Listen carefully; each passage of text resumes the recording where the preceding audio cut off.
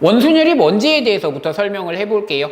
여기 결과가 n명을 원탁에 앉히는 경우의 수가 n-1 팩이 된다라는 건 알고 계시지만 저것만으로 풀 수 있는 문제는 없거든요. 조금 응용된 문제를 풀려고 하면 원순열이 근본적으로 뭐를 하고 있는 거다에 대해서 좀 이해하는 편이 좋아요. 원순열은 뭐냐면요. 원탁이다가 중요한 게 아니라 앉아있는 사람들이 서로 어떻게 앉아있나 상대적인 위치 관계에만 관심을 가진다라는 게 이제 원순열 내용의 핵심인데 요 예를 좀 들어서 설명을 해볼게요. 저희 집에 가시면 원탁이 하나가 있는데 주방에 원탁이 하나가 있는데 뭐 예를 들면 이쪽으로 냉장고가 있다고 할게요. 뭐 이쪽에 제 방이 있어요. 제 방이 이쪽에 있다고 칠게요. 그러면 저희 집 원탁에 의자가 이렇게 4개가 있으면 여기에 4명이 와서 앉을 수 있는 경우의 수가 얼마냐라고 하면 4팩이라고 얘기하는 게 맞아요. 예를 들면 이 자리하고 이 자리가 같은 자리냐? 이건 다른 자리죠. 이 자리는 냉장고에 가까운 자리고 이 자리는 제 방에 가까운 자리거든요. 그러니까 내가 처음에 여기를 딱 갔을 때 앉을 수 있는 자리는 4자리고요. 그럼 내가 어딘가 앉아있다 그러면 두 번째 사람이 와서 앉을 수 있는 자리는 내 무릎 위에 앉지는 못하니까 3자리가 남아있죠. 그 다음에 2자리, 그 다음 1자리가 돼서 저희 집에 있는 원탁에 4명이 앉을 수 있는 경우의 수는 4팩이다라고 얘기하는 게 맞거든요. 근데 지금 n-1팩이란 건 뭐냐면은 이런 상황이 아니라 주변에 아무것도 없는 걸 생각하는 거예요. 원탁만 있어요. 마치 아무것도 없는 공간에 원탁이 하나가 있어요. 그리고 거기에서 우리는 서로 어떻게 앉아있는지만 관심이 있는 거예요.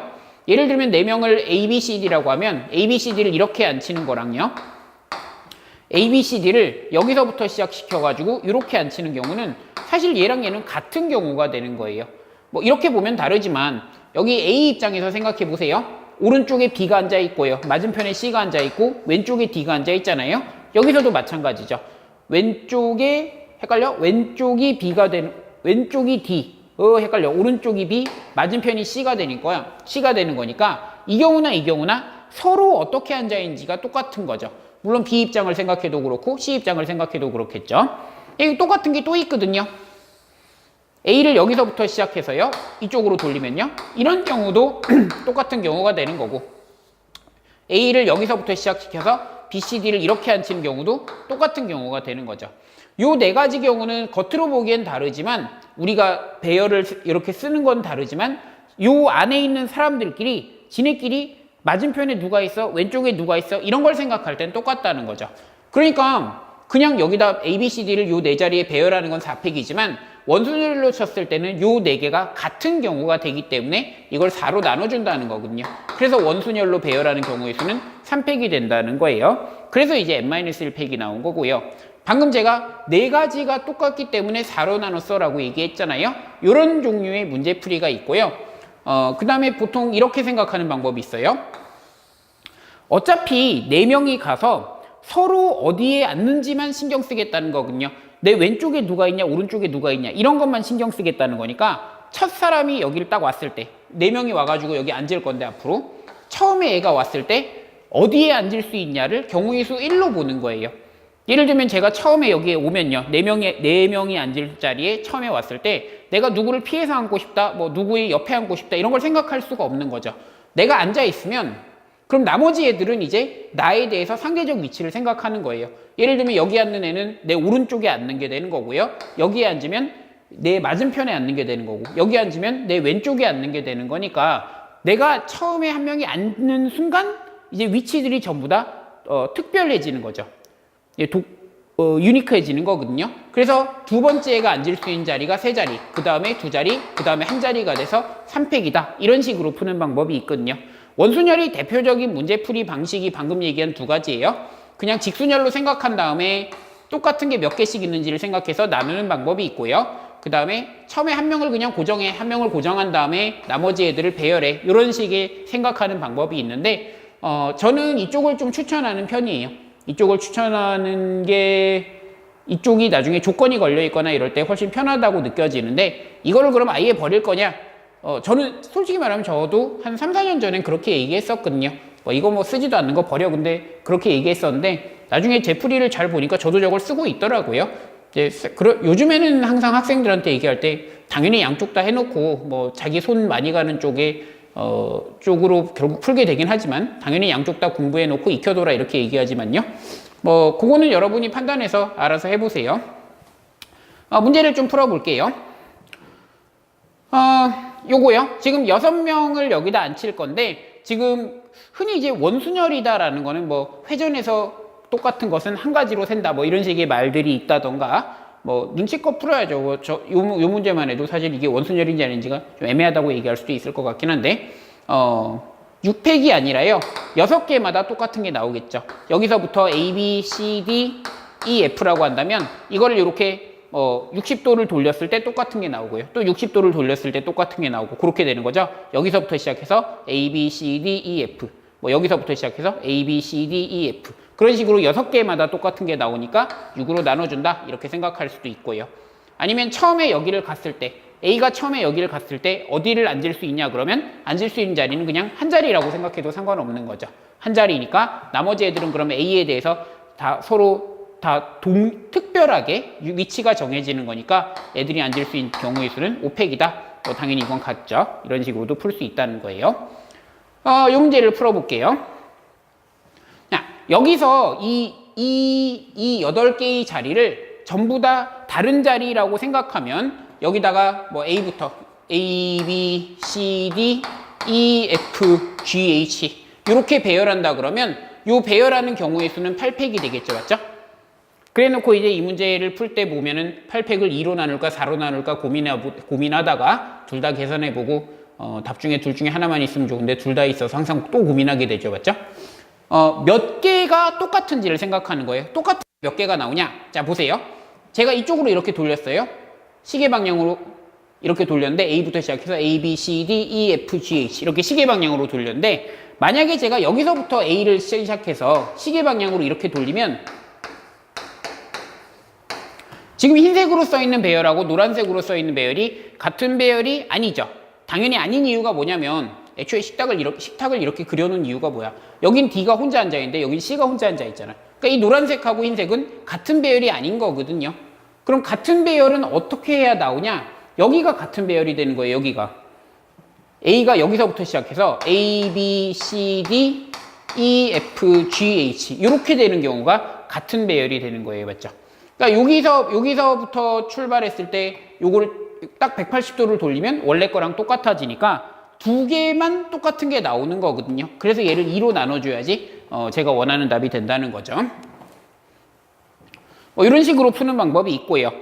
그리고 뭐 사실 저는 이쪽을 추천하긴 해요. 뭐 한 명을 고정하는 풀이. 자, 이걸 한번 생각해 보세요. 제가 이 식탁에 처음에 왔어요. 8명 중에 1등으로 여기 딱 왔어요. 그럼 내가 앉을 수 있는 자리가 몇 자리 있냐? 그거는 서로 다른 자리가 몇 개 있냐는 거거든요. 그냥 그 표면적으로 앉을 수 있는 자리가 8개가 있죠. 그런데요, 이 자리하고 이 자리는 당연히 다르죠. 이 자리에 앉는 사람은 양쪽에 사람을 끼워야 되는 거예요. 분명히 이건 다른 자리고요. 이 자리하고 이 자리가 좀 헷갈리는데 이것도 서로 다른 자리예요. 왜 다르냐면요. 여기 있는 사람은 오른쪽 끝에 앉는 거고요. 여기 있는 사람은 왼쪽 끝에 앉는 거잖아요. 밥을 먹으면 얘는 먹기 힘들거든요. 얘는 먹기 좋고요. 오른손잡이 기준으로. 얘는 여기 음식이 놓인다 그러면 얘는 먹기가 엄청 좋죠. 근데 얘는 먹으려면 이렇게 먹어야 되니까 빡치잖아요. 그러니까 이 자리하고 이 자리는 다른 자리가 되는 거거든요. 여기도 당연히 다른 자리고요. 그런데 여기랑 여기는 서로 같은 자리가 되는 거예요. 돌려보면은 어차피 똑같은 게 되는 거니까요. 그러니까 내가 처음에 여기를 오면은 앉을 수 있는 자리가 4자리가 있는 거고요. 내가 어디 한번 앉았다 그러면 이제 두 번째 오는 사람은 나에 대해서 상대적 위치가 전부 다 결정돼 있잖아요.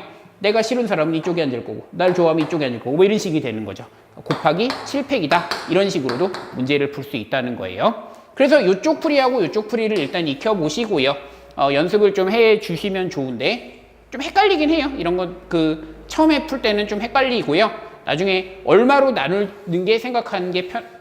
나눌지를 생각하는 게 편하신 분도 있을 거고 처음에 갔을 때 앉을 수 있는 자리가 몇 자리야 라는 걸 생각하는 게 편한 사람도 있을 거고요. 그래서 처음에 할 때는 양쪽 다 해보세요. 둘 다 연습하다가 나중에 이제 난 이쪽이 나은 것 같아. 그럼 그쪽으로 하시고요.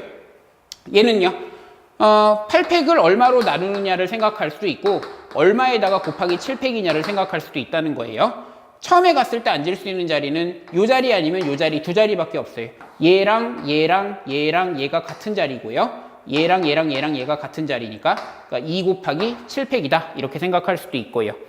똑같은 게 이렇게 90도 돌릴 때마다 나오니까 4로 나누는 거다 이렇게 생각할 수도 있겠죠. 한번 생각해 보세요. A, B, C, D, E, F, G, H 이렇게 앉히는 거랑 여기서부터 출발해서 A, B, C, D, E, F, G, H 이렇게 앉히는 게 똑같고요. 여기서 시작하는 거, 여기서 시작하는 게 똑같고요.